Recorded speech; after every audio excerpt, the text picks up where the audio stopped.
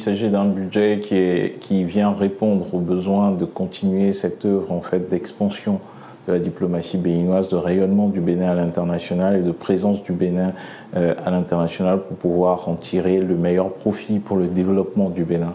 C'est une diplomatie complètement au service du développement que nous comptons continuer à mettre en œuvre et c'est dans ce cadre que nous sommes venus solliciter auprès de la représentation nationale un budget qui est de l'ordre de 19 milliards de francs CFA en hausse de 19% par rapport à celui de l'année dernière, avec comme objectif principal d'avoir une diplomatie qui soit au service du développement du Bénin.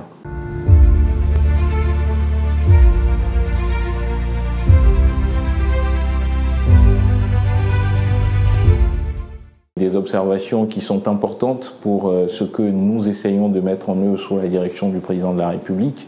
Elles vont d'une part de la nécessité de continuer à regarder et à mettre en œuvre cette diplomatie dynamique, cette carte diplomatique dynamique. Donc il y a eu quelques suggestions de pays que nous allons nous atteler à analyser, regarder, au regard bien entendu de la grille d'analyse que je viens d'évoquer, qui est celle de nos intérêts et des objectifs de développement du Bénin.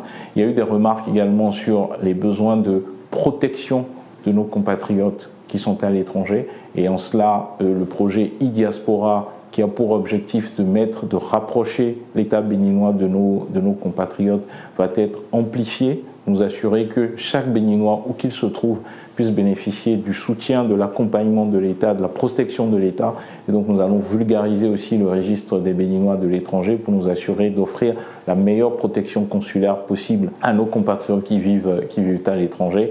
Et puis la dernière recommandation, c'est celle de continuer à être une diplomatie au service aussi du rayonnement de notre secteur entrepreneurial, de nos entreprises, des hommes d'affaires béninois.